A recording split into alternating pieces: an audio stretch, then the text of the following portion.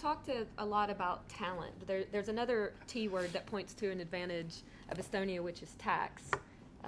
I'm wondering if perhaps we can speak a little bit about that, hearing from our corporate investors on how you find, was that a factor in the decisions to do business in Estonia, and how easy do you find the overall tax, business, and regulation environment?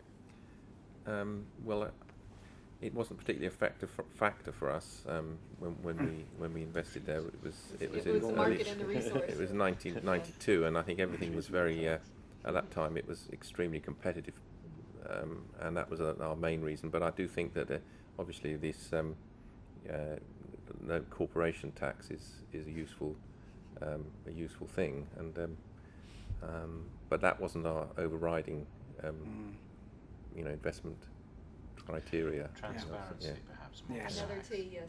Lack of corruption, Absolutely. transparency.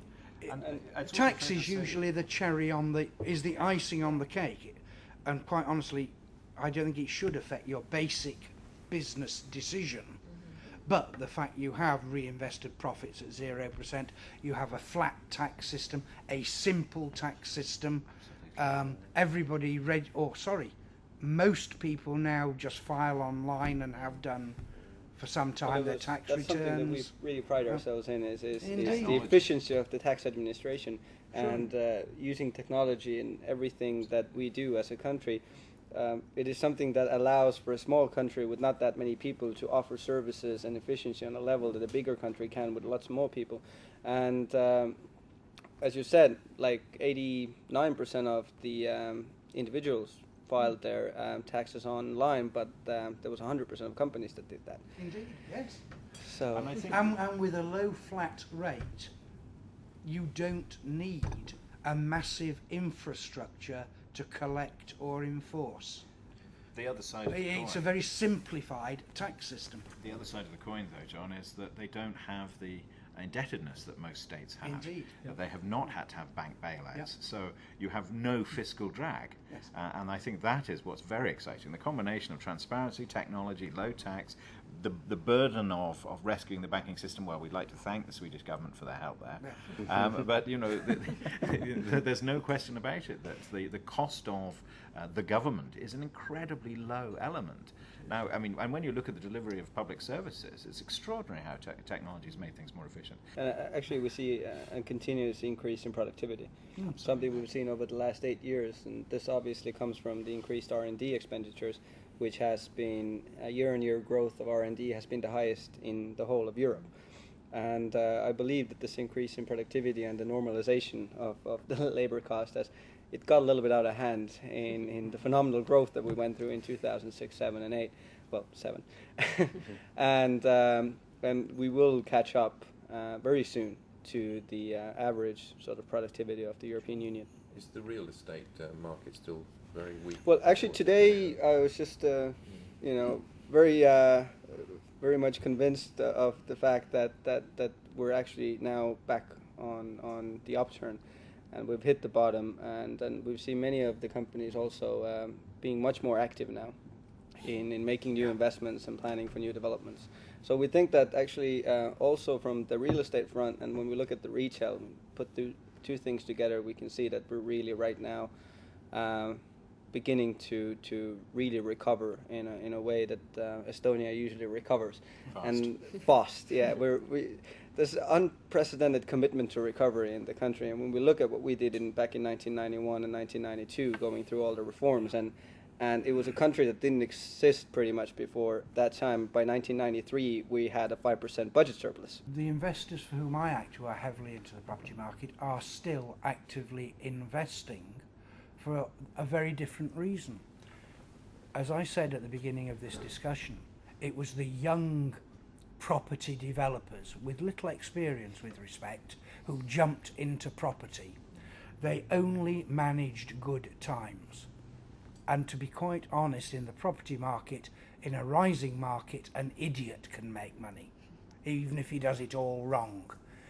The real professionals come through when the markets are tight and are low, But what is happening is foreign investors, who are the professional long-term investors who are taking a long-term view of Estonia, are back in the market. And 2 or 3 significant deals, I'm afraid I can't mention the names, have been achieved in the last 4 or 5 weeks. Again, foreign-led investments, but from investors who know the Estonian market and are Western substantial investors. I mean, it's fair to say that infrastructure investment has been uprated a lot. I mean, we've had obviously investment in the airport, but one of the historic strengths of Estonia has been their harbours, and in particular the development now of container ports.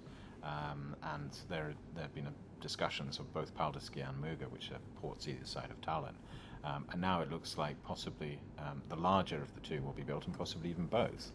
And clearly they are looking to a transit market which is global. I mean, they are looking to act for Chinese agents, and as well as Russian, Ukrainian, and Central Asian.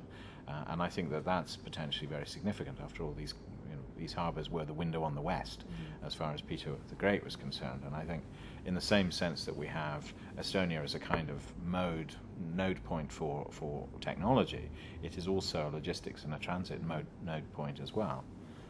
And I think that bodes well for the future. It's not only the big ports and ports of Tallinn and Sillamäe, it's also the little harbours that have been actually expanding all the way through 2008 and 2009. For example, the port of Paldiski invested over 450 million. Even little ports like the port of Virtsu is being expanded right now. And what this really benefits is the regional manufacturing companies, because, as ground transportation being one of the most expensive things, we have most of the industrial regions within a very close distance of major or considerable harbours and different ports. So this is very cost efficient for many companies. So we have another T to add to our list. We've talked a lot about the investment environment, and as far as we've worked out, there's talent, technology, transparency, tax, transport. Do you want to throw in another? It's Tartu, which I mean, it's lots of T's. But Tallinn is the big city in Estonia. But Tartu, for me, I thought was quite a special place.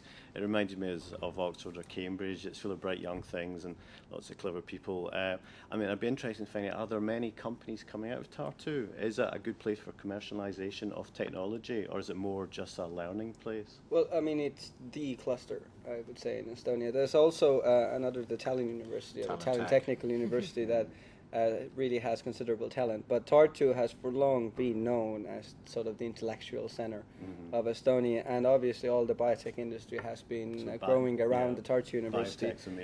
And for example, the company we've been talking about, Playtech, is in Tartu. Oh, right, okay. So that's where they get most of their talent.